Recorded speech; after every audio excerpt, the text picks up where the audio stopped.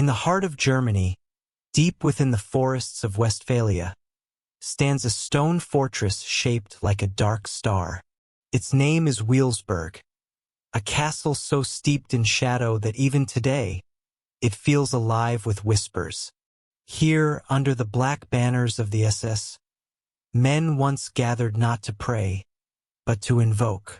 To them, history was not a sequence of events. It was destiny written in ancient symbols and bloodlines. They sought not God's blessing, but cosmic power. And at the center of it all, a myth older than any empire, carved into the marble floor, the Black Sun. This is the true story of how the Third Reich tried to fuse politics with the occult. How Heinrich Himmler's obsession with ancient legends and esoteric science helped build a cult inside an army, and how those beliefs shaped one of the darkest regimes in human history. Act I, the seeds of a dark faith. To understand the occult side of the Third Reich, one must look long before Hitler's rise, to the end of the 19th century, when Europe was intoxicated by mysticism.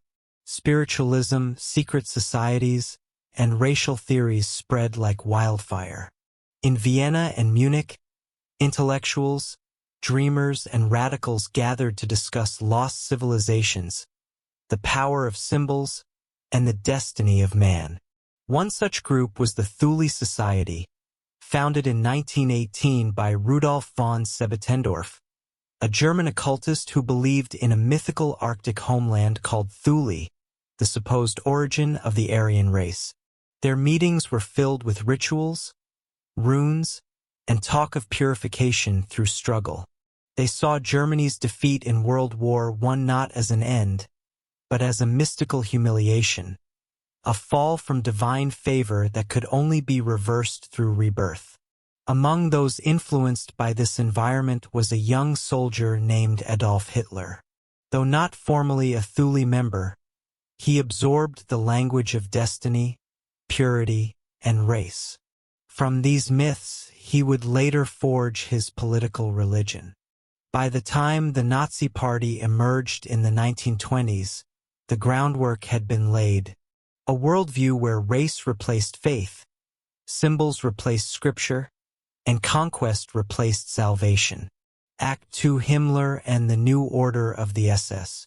If Hitler was the prophet of this new belief, Heinrich Himmler was its high priest.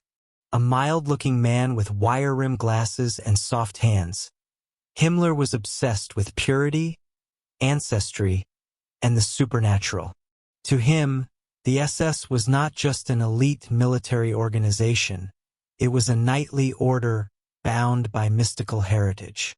He believed that the Aryan race was descended from an ancient people of divine origin, a civilization of warriors who once ruled the North before sinking into legend. The SS would be their modern heirs. Under Himmler's direction, the SS adopted runes as sacred emblems. The double lightning bolt Sig runes, symbolizing victory and power. The Totenkopf, death's head, marking loyalty unto death. And the Black Sun, a symbol that would come to define the mythic heart of his ideology. For Himmler, Wewelsburg Castle became the spiritual center of this order. Acquired by the SS in 1934, it was transformed into a temple of Aryan mysticism. Architects reshaped its northern tower into a ceremonial chamber, the Obergruppenfürzel, where 12 seats encircled the Black Sun mosaic on the floor. 12 generals, 12 apostles. Himmler envisioned them as the guardians of a new faith, a brotherhood destined to rule a purified world. Act III: The Castle of the Black Sun. The construction of Wewelsburg became a state secret. Thousands of concentration camp prisoners from nearby Niederhagen were forced to labor on the site. They quarried stone, built tunnels, and expanded the underground halls, all for a dream that existed mostly inside Himmler's mind. He filled the castle with symbols drawn from Norse mythology, Arthurian legend, and medieval mysticism. He commissioned genealogical studies tracing SS officers back generations, seeking pure bloodlines. He ordered expeditions to find relics, the Holy Grail, the Lance of Longinus, even clues to Atlantis and Shambhala. To Himmler, these were not mere legends. They were keys to understanding the cosmic mission of the SS, to restore what he saw as the divine order of ancient Aryan supremacy. At Wewelsburg, ceremonies were held by candlelight. SS leaders swore oaths before ancient runes, pledging their souls to the cause of the Reich. There were rituals for marriage, birth, and even death, all rewritten in pseudo-pagan form. To the outside world, the SS was a ruthless security apparatus. Inside its core, it was something darker, a cult built on myth, power, and blood. Act 4: science, myth, and madness. While Himmler built his spiritual empire, others within the Nazi hierarchy pursued the occult through science. In 1935, he founded the Ahnenerbe, the Ancestral Heritage Research and Teaching Society. Officially, it was an academic institute. In reality, it was a state-funded occult research organization. Its purpose: to prove the racial theories of the Third Reich by uncovering archaeological and anthropological evidence of ancient Aryan dominance. The Ahnenerbe sent expeditions across the world. To Tibet, in search of the origins of Indo-European civilization. To Iceland, to study runes and sagas. To the Caucasus, to measure skulls and map racial traces. Even to Montségur, France, rumored site of the Holy Grail.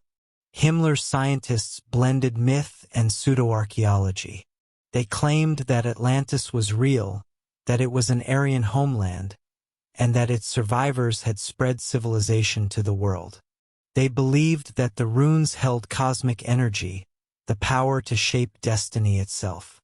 These ideas might sound absurd now, but in the closed, fanatical world of the SS, they carried the weight of doctrine. Every symbol, every ritual, every word reinforced a worldview in which conquest was sacred and extermination was divine justice. Act V: the faith of iron and fire. By the early 1940s, the occult ideology of the SS had fused completely with the machinery of war. Himmler saw the conflict not as politics but as prophecy, a final battle between light and darkness, where only the chosen would survive. He often referred to his soldiers as the reincarnation of the Teutonic Knights, defending Europe against degenerate forces. Under this logic, the mass murders in the East became a ritual purification, a dark inversion of religious sacrifice. Inside Wewelsburg, the black sun glimmered on the marble floor as reports of atrocities poured in. To Himmler, each victory, each death was part of a cosmic design. He once told his officers, "We are a new kind of human, godlike in our discipline, ruthless in our will." He truly believed it. The SS oath itself reflected this transformation. "I swear to you, Adolf Hitler, loyalty and bravery.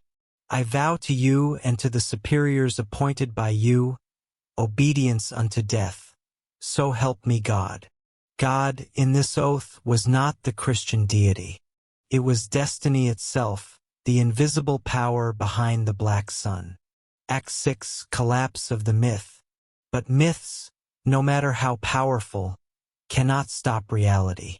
By 1944, Germany was collapsing under the weight of its own delusions. The Allies advanced from the west, the Soviets from the east. Cities burned, armies fell apart, and the thousand-year Reich was revealed as a decade-long nightmare. Even as defeat loomed, Himmler clung to his mystical fantasies. He ordered Wewelsburg's archives sealed, its treasures hidden. He believed that one day, a new generation would return to continue the mission. When American troops approached in April 1945, SS guards blew up parts of the castle to prevent its capture. But the central tower, the Black Sun Chamber, survived. The symbol on its floor remained intact, untouched by the blast. Himmler fled and was later captured by the British. Within days, he bit down on a cyanide capsule and died, carrying his secrets with him. But his mythology did not die. In the years that followed, fragments of SS occult belief would reappear in neo-Nazi movements, conspiracy theories, and fringe mysticism. The Black Sun, once hidden in Wewelsburg stone, became an enduring emblem of forbidden knowledge and dark power. Act 7. The meaning of the Black Sun. What was the Black Sun? Historically, it is a symbol found in ancient Germanic art, 12 radiating sig runes forming a sunwheel. To Himmler, it represented the source of all energy, a spiritual sun, invisible to the eyes, feeding the Aryan soul. To scholars, it symbolized the perversion of myth, how symbols of life and light were twisted into instruments of death. The Nazis took ancient signs, the swastika, the runes, the sunwheel, and drained them of their original meaning, replacing them with ideology. In doing so, they turned myth into propaganda and ritual into control. The Black Sun became a mirror, not of cosmic power but of human delusion, the belief that destiny can be engineered, that purity can be enforced, that faith can justify cruelty. Act 8. The Legacy of Shadows. Today, Wewelsburg stands restored, its rooms open to visitors.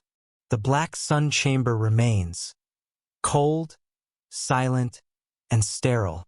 No fires burn there now, no oaths are spoken. But walking through those halls, one can still feel the echo of something unsettling. The realization that men of science, education, and culture once gave themselves over completely to myth. The Nazi occult project was not merely superstition. It was a tool, a way to sacralize politics, to transform genocide into a cosmic mission. And in that, it reveals something timeless. When myth replaces morality, evil begins to look like destiny. As one historian wrote, they built a religion of race, crowned with the symbols of gods long dead. In worshipping power, they summoned destruction. Epilogue: Light beyond the shadow. The Black Sun, as Himmler imagined it, was a source of endless energy, an eternal fire for a chosen few. In truth, it was only a void. When the Reich fell, it consumed itself in that darkness, burned by the very myth it worshipped. But history remembers. And today, the Black Sun stands not as a symbol of power, but as a warning that behind every ideology promising purity and destiny, there may lie the same abyss. The occult side of the Third Reich was not fantasy. It was faith without compassion, logic without conscience, power without soul. And in that fusion of myth and madness, humanity glimpsed how belief can destroy truth.